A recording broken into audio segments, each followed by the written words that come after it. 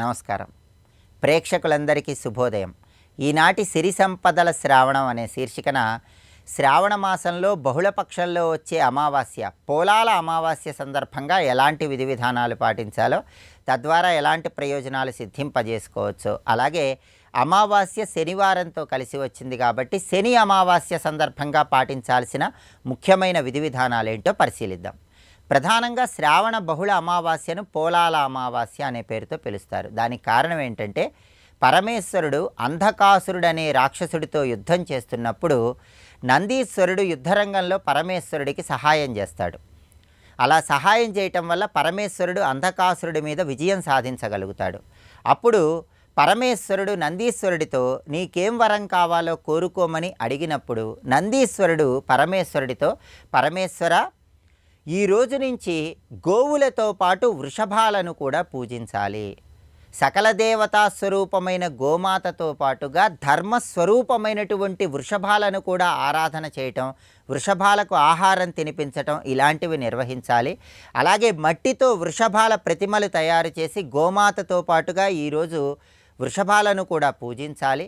ఇలా చేయటం ద్వారా వాళ్ళ మనోభీష్టాలన్నీ నెరవేరాలి. ఈ వరాన్ని నాకు అనుగ్రహించమని నందీశ్వరుడు పరమేశ్వరుడితో పలుకుతాడు. అప్పుడు పరమేశ్వరుడు ఎంతో సంతోషించి, శ్రావణ బహుళ అమావాస్య నాడు నీవు ఈ విధంగా యుద్ధరంగంలో నాకు సహాయం చేసి విజయాన్ని అనుగ్రహింపజేశావు కాబట్టి నీకు పోలా అనే బిరుదు ఇచ్చి సత్కరిస్తున్నాను. ఈ రోజు నుంచి ఆవులతో పాటు వృషభాలను కూడా పూజిస్తారని పరమశివుడు నందీశ్వరుడికి వరమిస్తాడు. పోలా అని నందీశ్వరుడికి బిరుదు ఇచ్చి పరమేశ్వరుడు సత్కరించాడు కాబట్టి దీన్ని పోలాల అమావాస్య అనే పేరుతో పిలుస్తారు. కాబట్టి పోలాల అమావాస్య సందర్భంగా స్కాంద పురాణంలో చెప్పబడిన విధంగా మట్టితో వృషభాన్ని తయారు చేసి ఆ వృషభం విగ్రహానికి పూజ చేయాలి. అలా వీలు కాని పక్షంలో దగ్గరలో ఎక్కడైనా వృషభం ఉన్నట్లయితే ఆ వృషభం దగ్గరకు వెళ్ళి వృషభానికి చక్కగా పసుపు రాసి కుంకుమ బొట్లు పెట్టి మెడలో గంటలను అలంకరించి కాళ్లకు గజ్జెలు కట్టి వృషభాలను తీసుకొని చక్కగా అన్ని చోట్ల తిప్పుతూ వృషభాలకు ప్రదక్షిణలు చేయటం, వృషభాలకు ఆహారం తినిపించటం ఇలాంటి విధి విధానాలు పాటించినట్లయితే ధర్మ మార్గంలో మనోభీష్టాలన్నీ నెరవేర్చుకోవచ్చు. అందుకే దీన్ని పోలాల అమావాస్య అనే పేరుతో పిలుస్తారు. అలాగే పోలాల అమావాస్య సందర్భంగా గ్రామదేవతలైనటువంటి పోలేరమ్మ, నాంచారమ్మ, పెద్దమ్మ, పోచమ్మ ఆలయాల దర్శనం చేసుకోవటం, గ్రామదేవతలకు పెరుగన్నము, పులిహోర నైవేద్యంగా సమర్పించి ప్రసాదంగా స్వీకరించడం ద్వారా గ్రామదేవతల అనుగ్రహం కలుగుతుంది. అనారోగ్య సమస్యల తీవ్రతను తగ్గింపజేసుకోవచ్చు. అలాగే పోలాల అమావాస్య శనివారంతో కలిసి వచ్చింది, శని అమావాస్య. ఈ సందర్భంగా నవగ్రహ ఆలయానికి వెళ్ళి శని విగ్రహానికి నువ్వుల నూనెతో అభిషేకం చేయటం, కొబ్బరి నీళ్ళతో అభిషేకం చేయటం, నవగ్రహాల చుట్టూ ప్రదక్షిణలు చేస్తూ ఓం శం శనైశ్చరాయ నమః అనే మంత్రాన్ని పఠించడం ద్వారా జాతకంలో ఉన్న శనిగ్రహ దోషాలు, రాశిపరంగా ఉన్న శనిగ్రహ దోషాల నుంచి సులభంగా బయటపడవచ్చు. పోలాల అమావాస్య, శని అమావాస్య సందర్భంగా ఈ విధి విధానాలు పాటించండి. శని అమావాస్య కాబట్టి దశరథ ప్రోక్త శని స్తోత్రాన్ని పఠించడం లేదా శ్రవణం చేయటం చేయండి. సంపూర్ణంగా శని దోషాలన్నీ కూడా తొలగింపజేసుకొని సమస్త శుభాలను అందిపుచ్చుకోండి. రేపటి నుంచి భాద్రపద మాసం ప్రారంభమవుతున్న తరుణంలో భాద్రపద మాసానికి ఉన్నటువంటి విశిష్టత ఏంటో, భాద్రపద మాసంలో పాటించాల్సిన ముఖ్యమైన విధి విధానాలు ఏంటో, భాద్రపద మాసంలో వచ్చే పర్వదినాల విశిష్టత ఏంటో రేపటి శుభయోగం అనే శీర్షికన పరిశీలిద్దాం. నమస్కారం.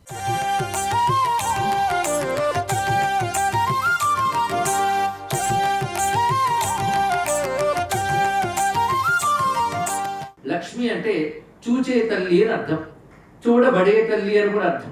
ప్రతివారు చూపు ఐశ్వర్యమునందు ఆనందమునందే ఉంటుంది కనుక ఆనంద జ్ఞాన ఐశ్వర్యముల స్వరూపమే మహాలక్ష్మి. అదేవిధంగా లక్ష్మి జగత్తునంతని చూపులతో కాపాడుతున్నది. లక్ష్యతే దృశ్యతే విశ్వం స్నిగ్ధ దృష్ట్యా యయా అనిశం. ఎల్లవేళలా ఈ జగత్తుని కరుణామయమైన చూపులతో చూసి కాపాడే తల్లి కనుక లక్ష్మి. ఇంకొకటి లక్ష్మము అంటే లక్షణములు, గుర్తులు అని అర్థం. అలాంటి లక్ష్మములు కొన్ని చెప్పారు శాస్త్రంలో. ఆ లక్ష్మములన్నీ ఆవిడ దగ్గర ఉన్నాయన్నారు.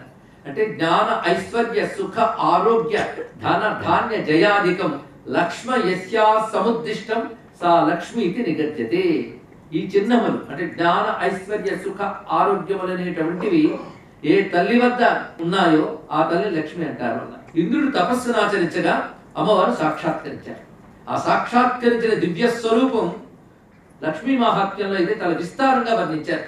అలాంటి రూపాన్ని చూసి శరణు వేడి ఇంద్రుడు అమ్మవారిని స్తోత్రం చేస్తున్నాడు. ఇది ఇంద్రకృత లక్ష్మీ స్తుతి అంటూ ఆ లక్ష్మీ మాహాత్మ్య గ్రంథంలో చెప్పబడ్డ ఒక మంత్ర రాశి. ఇది నిత్యపారాయణ యోగ్యమైన స్తోత్రము. అంతేకాదు అమ్మవారి తత్వమంతా గర్భీకరించుకున్నటువంటి జ్ఞానం కూడా అది. ఇది విష్ణు పురాణంలో యథాతథంగా మళ్ళీ ఉన్నది. కానీ మొత్తాన్ని తెలుసుకోవాలి, తరించాలన్న కోసం సరైన సందర్భంలో విష్ణు పురాణంలో ఇది ప్రస్తావన చేయబడుతున్నది. ఈ స్తోత్రం ఇవాళ అమ్మవారి దయ వల్ల మనందరం కూడా గ్రహించగలుగుతున్నాం. ఇది అమ్మవారి అనుగ్రహం పొంది, అనుగ్రహం వల్ల అమ్మవారి జ్ఞానం పొంది. అమ్మవారి అనుగ్రహం అంటే అమ్మవారి వల్ల ఐశ్వర్యం పొందడమే కాదు, అమ్మవారు అంటే ఏంటో తెలియడమే అమ్మవారి అనుగ్రహం. లక్ష్మీదేవి గురించి సంపూర్ణమైన జ్ఞానం కలగడం అనుగ్రహం. ఆ జ్ఞానం ఎంతో విస్తారంగా ఉన్నది. ఈ స్తోత్రాల్లో చక్కగా ఇంద్రుడు ప్రస్తావన చేస్తున్నాడు. మహిమాన్వితమైన స్తోత్రం కనుక శ్రద్ధా భక్తులతో ఈ స్తోత్రాన్ని అనుసంధానం చేసుకుంటాం. మనం ఎల్లవేళలా చెప్తున్నట్టు స్తోత్రం అంటే కేవలం దేవతను పొగిడేటటువంటి పదములు కాదు, దేవత విజ్ఞానాన్ని ఇచ్చే శాస్త్రము. లక్ష్మి అంటే ఏమిటో తెలియడం కోసం పనికొచ్చే ఈ దివ్యమైన స్తోత్రాన్ని అనుసంధానం చేసుకుంటున్నాం. పరాశరుడు మైత్రేయుడికి చెప్తున్నటువంటి విష్ణు పురాణంలో ఈ దివ్యమైన ఘట్టం వస్తుంది. సింహాసన గతశక్ర సంప్రాప్య త్రిదివం పునః దేవరాజ్యే స్థితో దేవీం తుష్టావ అబ్జకరాం తతః. సింహాసనాన్ని మళ్ళీ పొందిన ఇంద్రుడు అంటే మళ్ళీ స్వర్గాది గతులన్నీ పొందినటువంటి వాడు దేవరాజ్యే స్థిత, మళ్ళీ దేవరాజ్యంలో ఉన్నవాడై అమ్మవారిని స్తోత్రం చేస్తున్నాడు. అంటే అమ్మవారి అనుగ్రహం పొందిన తర్వాత స్తోత్రం. స్తోత్రాలు రెండు రకాలు ఉంటాయండి. అనుగ్రహం కోసం స్తోత్రం, అనుగ్రహం పొందాక స్తోత్రం. ఈ రెండు విధాలు. అంటే అనుగ్రహం కావాలన్నప్పుడు తపనంతా అనుగ్రహం కోసం ఉంటుంది, అనుగ్రహం వల్ల వచ్చే ఐశ్వర్యాల మీద ఉంటుంది. అనుగ్రహం పొందిన తర్వాత అన్ని స్థిమితంగా ఉన్నాయి కనుక ఇప్పుడు దేవత మీదే దృష్టి ఉంటుంది కనుక రెండవ స్తోత్రం చాలా విశేషం. ఇలాంటి స్తోత్రాలు మనకి పురాణాలు కూడా గోచరిస్తాయి. ఇప్పుడు అమ్మవారి అనుగ్రహం పొంది అమ్మవారిని సంపూర్ణంగా ప్రసన్నం చేసుకుని గురువులు ఇచ్చినటువంటి దీక్షతో ఉపాసన చేసి స్తోత్రం చేస్తున్నాడు.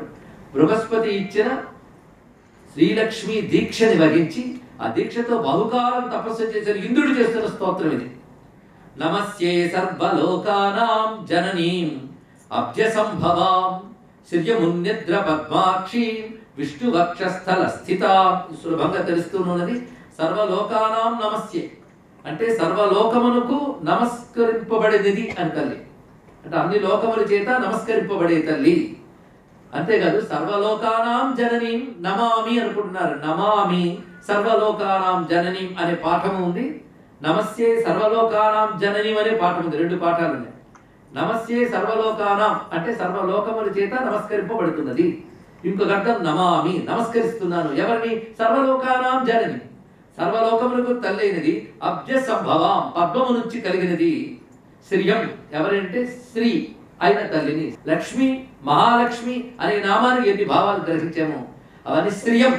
ఉన్నిద్ర పద్మాక్షిం వికసించిన పద్మములు వంటి నేత్రము కల తల్లి. విష్ణు వక్షస్థల స్థితాం పద్మాలయాం పద్మకరాం పద్మపత్ర నిభేక్షణాం వందే పద్మముఖీం దేవి పద్మనాభ ప్రియాం రమ. ఇందులో ఎన్ని పద్మ శబ్దాలు ఉన్నాయి చూడండి. పద్మములో కలిగినది, పద్మములు చేతపట్టినది, పద్మపత్రములు వంటి నేత్రములు కలది, పద్మము వంటి ముఖం కలది, పద్మనాభులకు ప్రియమైనది. అంతా పద్మశబ్దమే. పద్మం అంటే వికసన శక్తి అని, పద్మం అంటే ప్రసరణ శక్తి, గమన శక్తి. అదే సూర్యుని యొక్క కిరణములకు పద్మములని పేర్లు. అవి వికసిస్తాయి, వికసింపజేస్తాయి కూడా. ఈ రెండు లక్షణములు కలిగిన కిరణ సంపదకి పద్మముని పేరు. కిరణములు పద్మములైతే ఆ పద్మములు కల నారాయణుడు సూర్యనారాయణుడిగా మనం చెప్తున్నాం. పద్మ అంటే నారాయణుని యొక్క కాంతి సంపద. ఈ కాంతి ఎవరిదో అతను నారాయణుడు. అదే సూర్యనారాయణ మనం చూసినప్పుడు కాంతి రూపమైన లక్ష్మిని, సూర్య రూపమైన నారాయణని ఏకకాలం చూస్తున్నాం. అదే లక్ష్మీనారాయణ తత్వం అక్కడే గ్రహిస్తున్నామని చెప్పుకున్నాం. ఆ కిరణముల్లో వికసించి లోకం వైపు వస్తాయి. వాటి వల్ల లోకం వికసిస్తాం. వికసింపజేసే లక్షణమే పద్మ లక్షణం. కనుక ఎప్పుడు మనం వికసిస్తామని చెప్పుకున్నది గుర్తుంది కదా. జ్ఞానం ఉన్నప్పుడు, ఐశ్వర్యం ఉన్నప్పుడు, ఆనందం ఉన్నప్పుడు ముఖాలు వికసిస్తే ప్రకృతి వికసిస్తుంది, బ్రతుకు వికసిస్తుంది. అలా వికసింపజేసే తల్లి కనుక ఇన్ని పద్మ శబ్దాలు చెప్పాడు. ఇక పద్మనాభ ప్రియం అనే మాట కూడా చాలా విశేషం. పద్మము వంటి నాభి కలవాడు అని ఒకటి అర్థం చెప్పుకుంటున్నాం. కానీ విశ్వం పద్మంలా వికసిస్తే ఒకదానికి అనుబంధం ఉంది విశ్వంలో. అది మరుగురా దేనికి అది కాదు. మనం అలా అనుకుంటాం. కానీ ఒక పద్మంలో ఎన్నో రేకులు ఉంటాయి. ఇన్ని రేకులున్నా ఒకదానికి ఒకటి అనుబంధం ఉంది. ఈ అనుబంధం దేనితో ఉంది అంటే ఆ మధ్యలో నాభిస్థానంలో ఉన్న దుద్దు, దీనికి కర్ణిక అని పేరు. పద్మంలో కర్ణికతో అనుబంధం పడి రేకులన్నీ ఉంటాయి. కర్ణిక లేకపోతే రేకులన్నీ పోతాయి. ఇక్కడ ప్రపంచం ఒకదానితో ఒకటి అనుబంధం కలిగి ఉన్నదంటే వీటన్నిటికీ కేంద్రం ఒకటి ఉన్నది. ఆ కేంద్రం ఎవరంటే విశ్వం పద్మంలా వికసించింది. దానికి కేంద్రంగా ఉన్న విష్ణువు పద్మనాభుడు అన్నారు కదా. అది విశ్వానికి కేంద్రమైన వాడు, ఆయనకి ప్రియమైనది కనుక పద్మనాభ ప్రియ రమా. రమాం అనే మాట చాలా విశేషం. రమ అంటే ఆనంద స్వరూపిణి అని ప్రధానమైన అర్థం. పైగా లోకంలో లీలగా విహరిస్తున్నది. అలాంటి రమాదేవి ఎవరంటే త్వం సిద్ధి, త్వం స్వధా స్వాహ, సుధాత్వం లోకపావని, సంధ్యా రాత్రి ప్రభా భూతి మేధా శ్రద్ధ సరస్వతి. ఇవన్నీ అమ్మవారి యొక్క విభూతులు, ఈ రూపములు. అమ్మా నువ్వు సిద్ధివి, నువ్వే స్వధా స్వాహ రూపాలతో ఉంటావు. స్వధ అంటే పితృదేవతలను ఉద్దేశించి చేసే కర్మల్లో స్వధా రూపంలో ఉంటుంది, దేవతలను ఉద్దేశించి చేసే కర్మల్లో స్వాహ రూపంలో ఉంటుంది. అది స్వధా స్వాహ, స్వాహ స్వధ. ఇవే మాటలు మీకు లక్ష్మీ అష్టోత్తర శతనామ స్తోత్రంలో కనబడతాయి. అంటే ఏ స్తోత్రానికి ఆ స్తోత్రమే పరిపూర్ణం, ఏది పట్టుకున్నా బాగుపడిపోతాం మనం. అది శుచిం స్వాహాం స్వధాం సుధాం అని అక్కడ చదువుతున్నాం. స్వాహ ఇది సరిగ్గా చండీ సప్తశతులు మనం చదివినట్లయితే దేవతలను ఉద్దేశించినప్పుడు స్వాహ అని నిన్నే అంటారు, పితృదేవతలను ఉద్దేశించినప్పుడు స్వధా నిన్నే అంటారు అని మాట బ్రహ్మత్వత దేవి స్థితిలోని మహిషాంతకరి సూక్తంలో కూడా కనబడుతుంది. అక్కడనే ఇక్కడ కూడా చూపిస్తున్నారు. కనుక స్వాహ స్వధ, దేవతలను ఉద్దేశించి ఆహుతి వేసేటప్పుడు మంత్రములు స్వాహ చెప్తే దేవతలకు అందుతుంది. పితృదేవతలకు చేసేటప్పుడు స్వధాకారం చెప్తారు. స్వధా నమః తర్పయామి అని చేస్తాం కదా, ఆ స్వధ అనే దేవత ఇక్కడ ఉంటుంది. అదే దేవతలకు హవ్యములు ఇస్తారు, పితృదేవతలకు కవ్యములు ఇస్తారు. సర్వం శ్రీ మహాలక్ష్మి చరణారవిందార్పణమస్తు. స్వస్తి.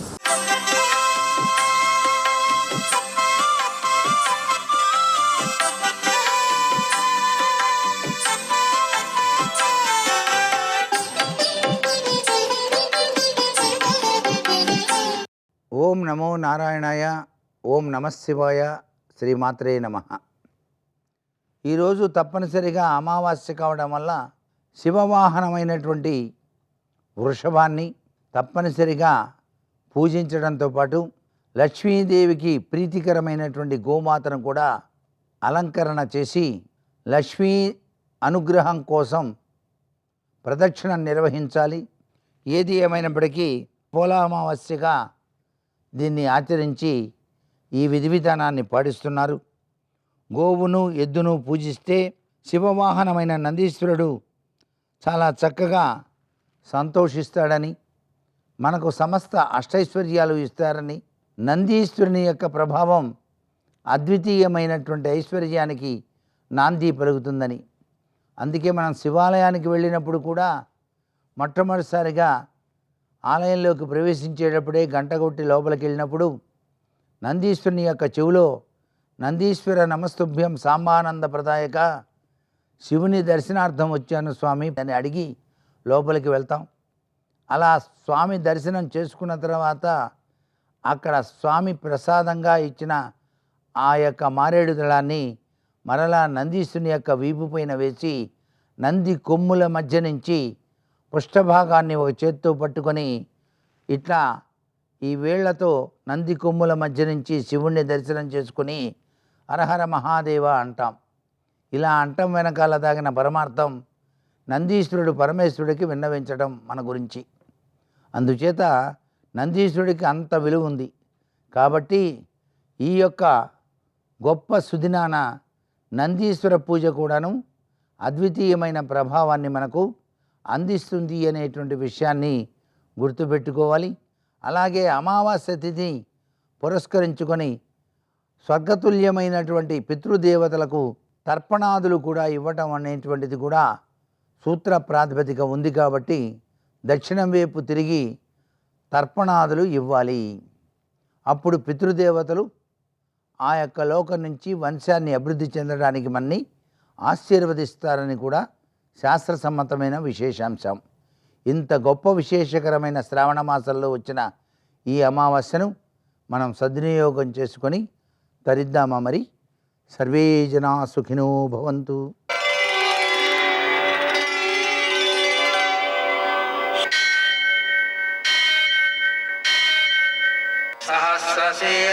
देवं विश्वाक्षं विश्वशम्भुवं विश्वं नारायणं देवमक्षरं परमं पदं विश्वतः परमां नित्यं विश्वं नारायणगुं हरिं विश्वमेवेदं पुरुषस्तद्विश्वमुपजीवति पतिं विश्वस्यात्मेश्वरगुं शाश्वतगुं शिवमच्युतं नारायणं महाज्ञेयं विश्वात्मानं परायणम् सूर्यशौर्यमथेन्दुरिन्द्रपदवी सन्मङ्गलं मङ्गलम् పద్మావతీ ప్రణయలాలితముగ్ధదేహ శ్రీవేంకటేశరుణమోచనమస్తు మహ్యం. నేటి కాలమాన విశేషాలను గమనిద్దాం. స్వస్తి శ్రీ చాంద్రమాన విశ్వావసనామ సంవత్సరం దక్షిణాయనం వర్ష ఋతువు శ్రావణమాసం కృష్ణపక్షం శనివారం.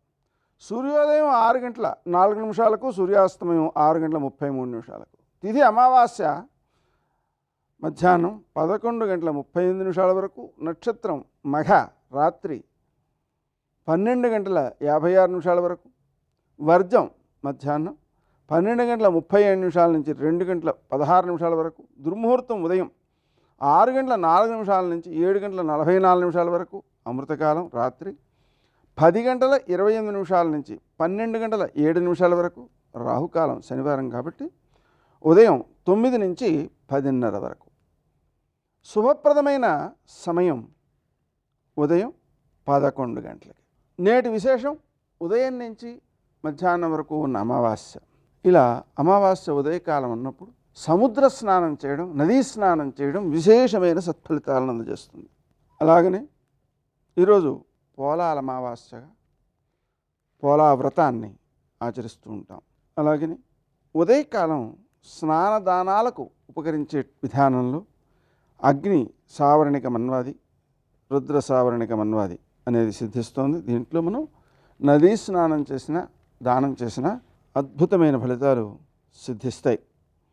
అలాగనే నిన్న రాత్రి 2:04 కన్యాయనం అనేది సిద్ధించింది. అంటే సాయన కన్యారాశిలో సూర్యప్రవేశం. ఆ కారణంగా కన్యాయన ప్రయుక్తమైనటువంటి షడశీతి పుణ్యకాలం సూర్యోదయం నుంచి మధ్యాహ్నం 12:19 వరకు ఉంటుంది. ఈ సమయంలో మనం చేసేటువంటి స్నానం, నదీ స్నానం లేదా సముద్ర స్నానం, పితృదేవతారాధన, దానం విశేషమైన సత్ఫలితాలను అందజేస్తాయి.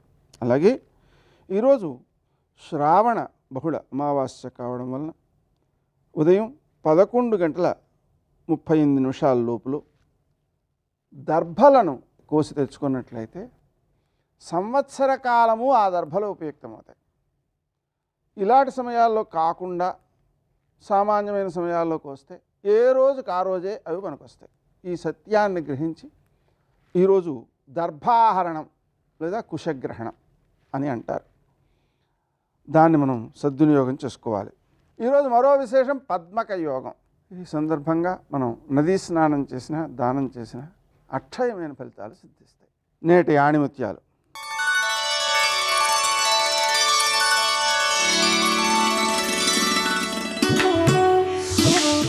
ఎంతో ఆకలితో ఉన్న సింహం గడ్డిని మేయదు. అలాగే కష్టాల పరంపర చుట్టుముట్టిన ఉత్తముడు నీతి తప్పడు.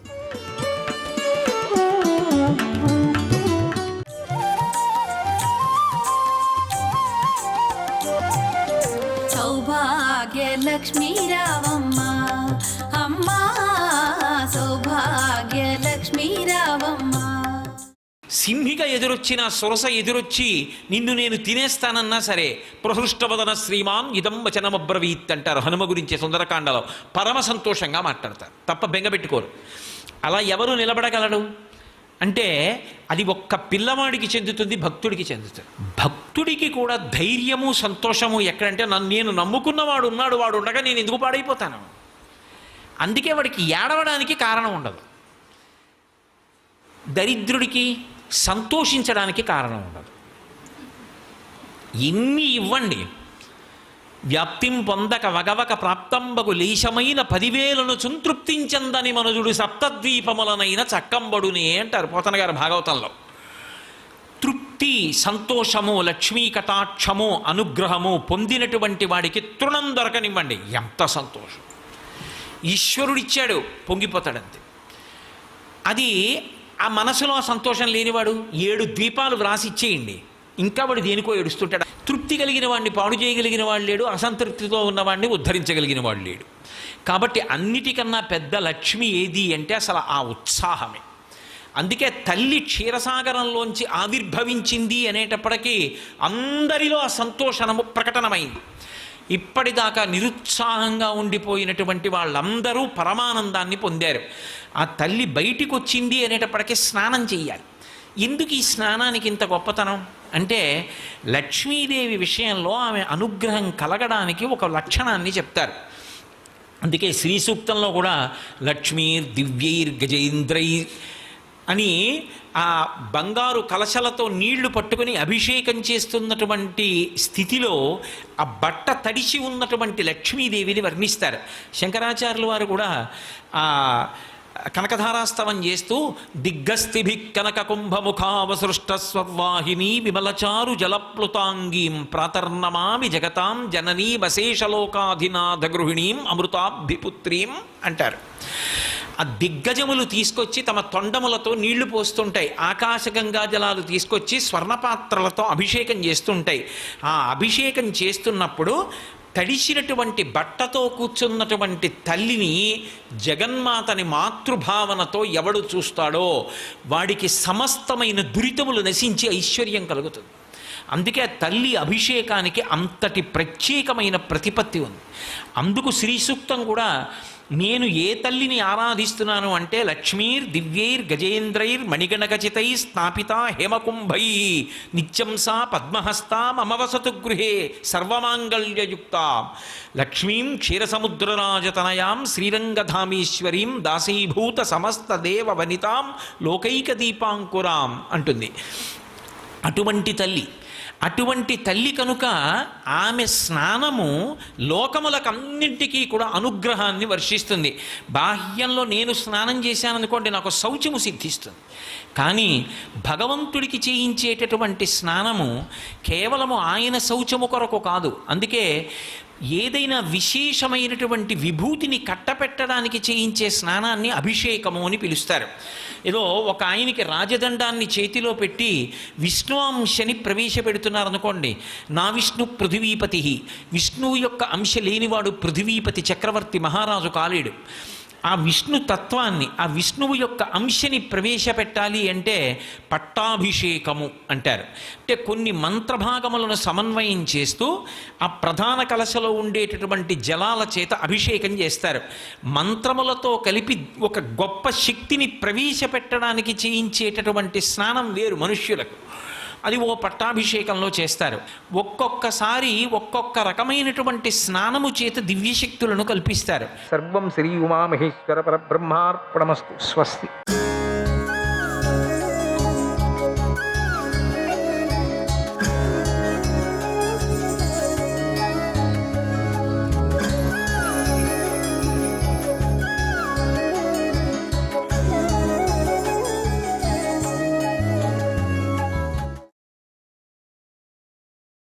దేవదేవ, శ్రీకృష్ణుడు స్వయంగా చక్ర ప్రయోగం చేస్తే మన బాణుడు మనకు దక్కడు.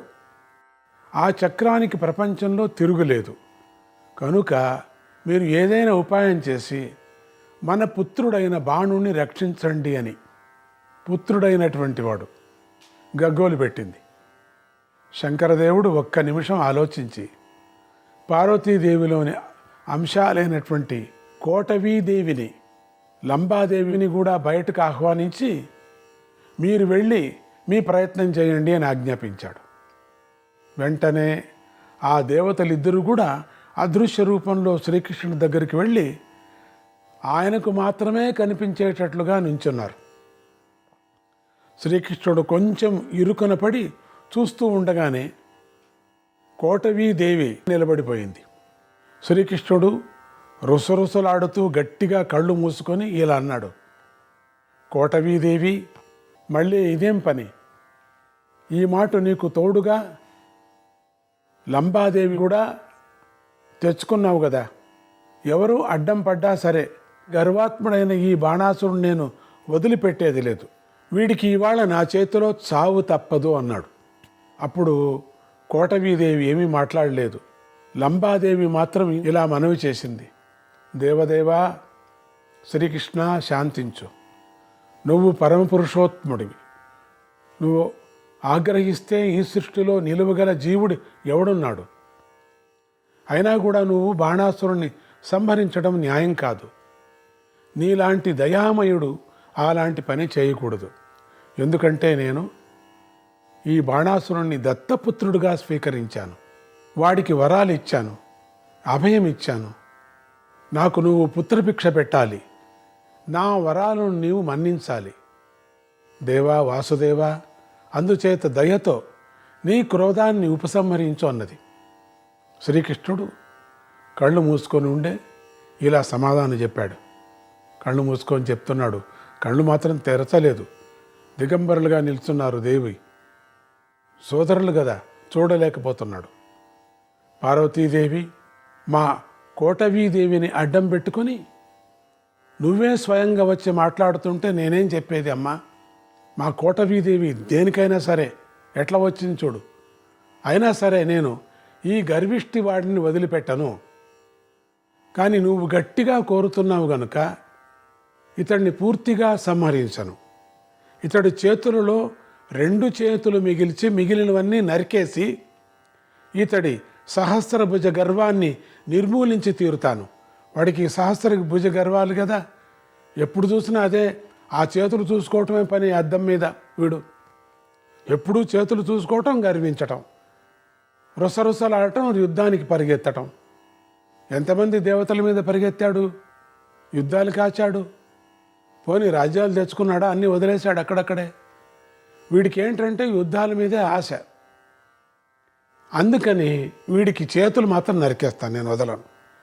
2 చేతులతో నీ పుత్రుడు జీవించే ఉంటాడు గనుక నీ పుత్ర భిక్షకు లోటు ఉండదు. ఇక నన్ను నివారించకు అన్నాడు. శ్రీకృష్ణుడు బాణాసురుని ఉద్దేశించి మాట్లాడుతూ ఇలా అన్నాడు, ఓ బాణాసురా, మా కోటవీదేవిని నా మీదికి పంపించి నీ ప్రాణాలు నిలుపుకుందామని చూస్తావా? ఇదా నీ పరాక్రమం? ఇంతకంటే పిరికి పంద చర్య ఉంటుందా? నువ్వు ఎన్ని వేషాలు వేసినా నీ గర్వానికి శాస్తిగా నీ చేతులు నరకకుండా ఊరుకోను నేను. లే, చేతనైనంత వరకు పోరాడు, మగవాడిని అనిపించుకో. అలా దిక్కుమాలిన వాడిలాగా పడి ఉన్నావేమిటి అని ఇలా అంటూ శ్రీకృష్ణుడు కళ్ళు తెరవకుండానే తన సుదర్శన చక్రాన్ని బాణాసురుడి మీదకి ప్రయోగించేశాడు. అట్లనే కళ్ళు మూసుకొని వేశాడు. ఆ చక్రం ఏమైంది తెలుసా? గిరగిరా తిరుగుతూ, రివ్వున ముందుకు సాగుతూ, కాంతి వేగంతో ముందుకు ఉరికేసరికి ఆ చక్రం యొక్క ఆకారాన్ని ఎవరూ గుర్తించలేకపోయారు. తాడుకు కొరివి కట్టి గిరిగిరా తిప్పినప్పుడు అది అగ్నిచక్రంలాగా కనిపిస్తుంది కదా, అలాగే సుదర్శన చక్రం బాణాసురుడి శరీరం చుట్టూ గిర్రున తిరుగుతూ అతడి చేతులు నరికే ఒక తరుణంలో అఖండమైన అగ్నిచక్రంలాగా ప్రజ్వలించింది. ఆ 1000 చేతులు నరకాలి కదా, గిర్రని. ఆ మహాచక్రం కొద్ది నిమిషాల్లోనే బాణాసురుడి యొక్క 998 చేతులను పరపర నరికేసి 2 చేతులను మాత్రం మిగిల్చి రివ్వున వెనక్కి వెళ్ళి శ్రీకృష్ణుడి చేతిని అలంకరించింది, నరికేసింది. 998 చేతులు. ఈ విధంగా సుదర్శన చక్రం త్రుటి కాలంలోనే తన బాహువులన్నిటినీ నరికేసరికి నెత్తుటి నదులు ప్రవహిస్తున్నాయి. ఎంత నెత్తురు కారాలా, ఎంతలా ఉన్నాడు, ఎంత భయంకరంగా ఉన్నాడు. మహాపర్వతంలాగా మారిపోయినటువంటి బాణాసురుడు ఆ బాధకు తాళలేక ఘోరంగా అరుస్తూ అరుపుల మధ్యలోనే శ్రీకృష్ణుడిని నిందించసాగాడు. ఆ అరుపులు విన్న శ్రీకృష్ణుడికి క్రోధావేశం పొంగుకు వచ్చింది. అందువల్ల ఆయన వీరావేశంతో ఊగిపోతూ మరోసారి సుదర్శన చక్రాన్ని ప్రయోగిద్దామా అని ఆలోచించడం మొదలుపెట్టాడు. ఈ విషయాన్ని తక్షణమే శంకర భగవానుడు గ్రహించేశాడు. ఆయన ఇక ఆలస్యం చేస్తే లాభం లేదని కుమారస్వామిని వెంటబెట్టుకొని స్వయంగా శ్రీకృష్ణుడి ముందు నిలబడి ఇలా మనవి చేశాడు, శ్రీహరి, శ్రీకృష్ణ, సృష్టి స్థితి సంహారకర్తవు నువ్వే. అలాంటి నువ్వే ఆగ్రహిస్తే లోకాలు నిలిచేది ఎలాగా? నీ చక్రాన్ని నువ్వు తప్పితే మరొకరు ఆపలేరు కదా. నేను ఈ బాణాసురుడికి పూర్వం అభయప్రదానం చేసి ఉన్నాను. అందువల్ల అతడి పక్షాన నేనే నీకు క్షమాపణ చెబుతున్నాను అన్నాడు శంకరుడు. ఈ మాటలు విని శ్రీకృష్ణుడు వెంటనే చల్లబడిపోయాడు. ఆయన ఇలా అన్నాడు, శంకరదేవ, నువ్వు దేవతలకు రాక్షసులకు కూడా పూజనీయుడివి. నీకు నమస్కారం. నీ మాటకు తిరుగులేదు. ఇదిగో నా చక్రాన్ని నేను ఉపసంహరించేశాను. ఈ బాణాసురుడు బ్రతుకుగాక. నేను ఇక్కడికి వచ్చిన పని పూర్తి కాలేదు. అందుచేత నాకు సెలవు ఇప్పించేసాయి, నేను వెళ్ళొస్తాను. ఇలా అంటూనే శ్రీకృష్ణుడు నాగపాశాలతో బంధించబడినటువంటి అనిరుద్ధుడు ఎక్కడున్నాడా అని వెతుక్కుంటూ ముందుకు వెళ్ళిపోయాడు. ఈ విషయాన్ని గమనించిన నందీశ్వరుడు బాణాసురుడి వంక చూస్తూ, బాణాసురా, ఇలా అరిస్తే ఏం ప్రయోజనం? వెళ్ళి శంకరదేవుడి పాదాల మీద పడు, ఆయన నీకు ఏదైనా గతి చూపిస్తాడన్నాడు. బాణాసురుడు, సరే నందీశ్వర, నేను కదిలే స్థితిలో లేనయ్యా, నన్ను త్వరగా తీసుకెళ్ళు, స్వామి పాదాల దగ్గరకు చేర్చు అన్నాడు. నందీశ్వరుడు అలాగే చేశాడు. శంకరదేవుణ్ణి చూసిన బాణాసురుడు బాధతో గిలగిలలాడిపోతూ ఏమీ చేయలేక స్తంభంగా నిలబడిపోయాడు. అది గమనించిన నందీశ్వరుడు, బాణా, అలా నుంచుంటావేమిటి? ఇప్పుడే ధైర్యం పెరగాలి. స్వామి నాట్యప్రియుడు. స్వామి ముందర భక్తితో రుద్రనాట్యం చేసి చూపించు, కదులు అని హెచ్చరించాడు. ఆ హెచ్చరికతో మనస్సు కూడా తీసుకున్నటువంటి బాణాసురుడు తన ఘోర బాధలన్నిటినీ గ్రహించుకొని మనస్సును ఏకాగ్రం చేసి భక్తిభావ పరిపూర్ణుడై శంకర మహాదేవుడికి ముందర రుద్రతాండం చేశాడు. అంత భక్తుడు, రుద్రభక్తుడు. ఆయన జీవితంలో ఎవరి మీదనూ అన్యాయం చేయలేదు, మంచి మంచి పనులే చేసుకొచ్చాడు. బాణాసురుడు శివభక్తుడు కదా. ఆ విధంగా ఒక పక్క తన శరీరం నుంచి రక్తం ప్రవహిస్తున్నా లెక్క చేయకోకుండా తనను స్తుతిస్తూ నాట్యం చేస్తున్నటువంటి బాణాసురుణ్ణి చూసేసరికి కరుణామయుడైనటువంటి బోళాశంకరుడు కదా, శంకర భగవానుడికి హృదయం ద్రవించింది. ఆయన ఇలా అన్నాడు, వచ్చా బాణాసురా, నువ్వు తప్పులు చేసినా నేను నీ మీద ప్రసన్నంగానే ఉన్నాను. విశేషించి ఈ నీ భక్తి నృత్యానికి నేను మరింత ప్రసన్నుడయ్యాను. నీకు వరమిస్తాను, నీ మనస్సులో ఏముందో కోరుకో అన్నాడు.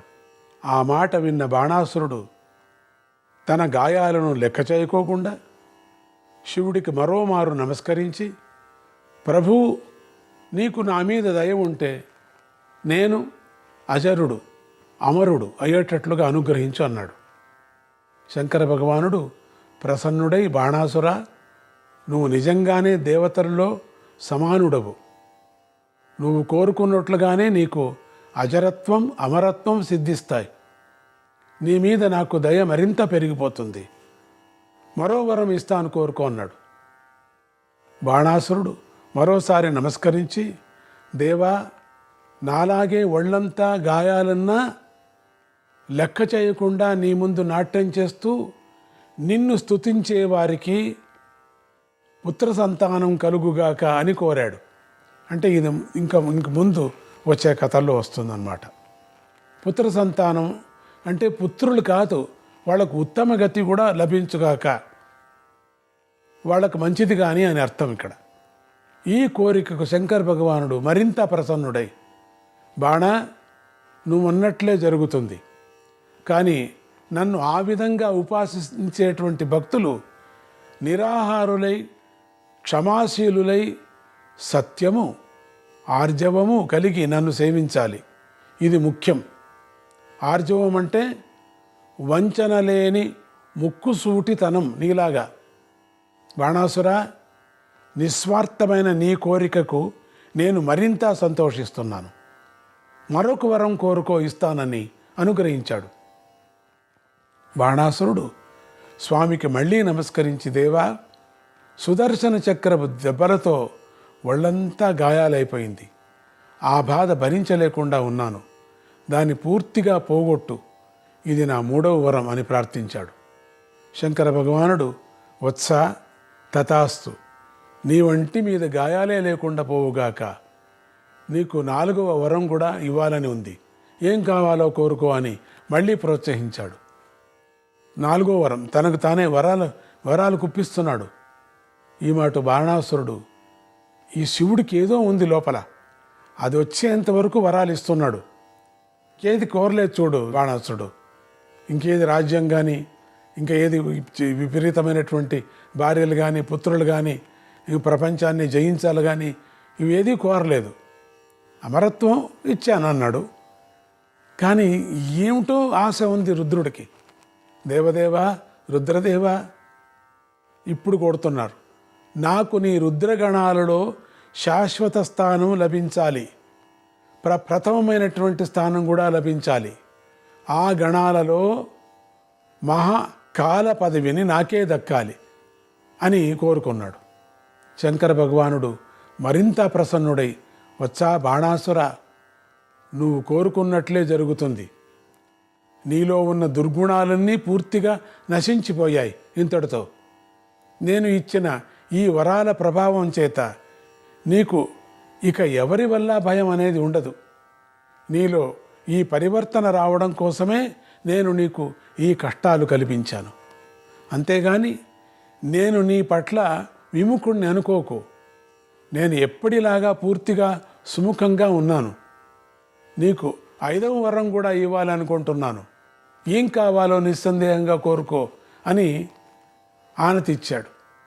బాణాసురుడు ఈ శివానుగ్రహానికి ఆనందపడిపోతూ, దేవదేవ మహాదేవ, 1000 చేతుల వాణ్ణి కాస్త 2 చేతుల వాణ్ణి అయిపోవటంలో నా శరీరం అంతా గొగ్గోలుగా మారి చూడటానికి వికృతంగా ఉంది. ఈ వికృత రూపం పోయి నాకు 2 చేతులు మంచి రూపం రావాలి. ఇక నీ దయ అని విన్నవించాడు. శంకర భగవానుడు అనుగ్రహంతో చూస్తూ తథాస్తు అంటూ బాణాసురుడి శరీరాన్ని అక్కడికక్కడే సుందర ద్విబాహు శరీరంగా మార్చివేసి ప్రసన్నంగా నవ్వుతూ తన ప్రమథ గణాల్లో సహా అప్పటికప్పుడే అంతర్ధానమైపోయాడు. కొత్తగా మహాకాళత్వాన్ని పొందినటువంటి బాణాసురుడు వైరాగ్యంలో పరాకాష్ఠకు చేరి రాజ్యాన్ని గురించి, సంసారాన్ని గురించి పట్టించుకోకుండా శంకర భగవానుడితో కలిసి రుద్రలోకానికి వెళ్ళిపోయాడు. చూశారా బాణాసురుడు యొక్క కథ ఎంత అద్భుతమో! శోణితాపురపు సరిహద్దులలోంచి పురమధ్యంలోకి ప్రవేశించిన శ్రీకృష్ణుడు పక్కనే ఉన్న నారదుడి వంక చూసి, మహర్షి, అనిరుద్ధుణ్ణి బంధించి ఉంచినటువంటి భవనం మీకు తెలుసు కదా, దాన్ని నాకు చూపిస్తే మనము ఇక్కడికి వచ్చిన పని పూర్తి చేసుకొని ముందుకు సాగుదామన్నాడు. శ్రీకృష్ణుడు ఇలా అంటూ ఉండగానే అప్సరస అయినటువంటి చిత్రలేఖ ఆకాశ మార్గాన్ని అక్కడికి వచ్చి నారద శ్రీకృష్ణునికి నమస్కరించి తనను తాను పరిచయం చేసుకొని, దేవదేవా శ్రీకృష్ణ, ఆ దారి నేను చూపిస్తాను, నా వెంట రండి. అదిగో ఆ కనిపించేదే బాణాసురుడి అంతఃపురం. ఉషా అనిరుద్ధుల ఆ భవనంలోనే బంధింపబడి ఉన్నారు. మీరు ఇక నిస్సంకోచంగా ఈ భవనంలోకి ప్రవేశించండి అని మనవి చేసింది. శ్రీకృష్ణ బలరామాదులు వస్తున్నారని గమనించినటువంటి కారాగార రక్షకులు తలుపులు తెరిచి తలో పక్కకు తప్పుకున్నారు. శ్రీకృష్ణుడు, బలరాముడు, గరుక్మంతుడు, ప్రద్యుమ్నుడు కారాగారంలోకి ప్రవేశించారు. నారదుడు మాత్రం ఇప్పుడే వస్తానంటూ వెనక్కి వెళ్ళిపోయాడు. ఎదురుగుండా గరుక్మంతుడు కనిపించేసరికి అనిరుద్ధుడి వంటి చుట్టూత ఆవరించి ఉన్నటువంటి నాగబంధాలన్నీ ఒక్కసారిగా ఊడిపోయాయి. మామూలు బాణాలుగా మారిపోయి నేల మీదికి రాలిపోయాయి. అనిరుద్ధుడు ఆనందంగా ముందుకు వచ్చి తాతగారి పాదాలకు నమస్కరించి, దేవదేవా, మీరు వస్తారని నాకు తెలుసు. మీ ముందు దేవేంద్రుడు కూడా నిలవలేడు. ఈ బాణాసురుడు ఎంత అంటూ మళ్ళీ నమస్కరించాడు. శ్రీకృష్ణుడు అనిరుద్ధుడి ప్రేమ దగ్గరకు తీసుకొని తన అమృత హస్తంతో అతడు ఒళ్ళంతా ప్రేమగా తడిమాడు. దాంతో అనిరుద్ధుడి శరీరంలో మిగిలిపోయిన బాధలన్నీ పూర్తిగా తొలగిపోయాయి. అతడు నూతన కాంతితో ప్రకాశించాడు. ఆ తర్వాత అనిరుద్ధుడు బలరాముడికి, గరుత్మంతుడికి, తన తండ్రి అయినటువంటి ప్రద్యుమ్నుడికి వరుసగా నమస్కరించి ఆశీస్సులు అందుకున్నాడు. ఈలోగా ఉషాదేవి చెలికెత్తులు ఆమె చుట్టూ చేరారు. ఉషాదేవి మాత్రం వారిని తప్పించుకుంటూ అనిరుద్ధుడు నమస్కారం పెట్టిన క్రమంలోనే తాను కూడా పెద్దలందరికీ నమస్కారాలు పెట్టింది. మామగారైన ప్రద్యుమ్నుడికి నమస్కారం పెట్టేటప్పుడు మాత్రం ఆమె పూర్తిగా సిగ్గుతో ముడుచుకుపోయింది.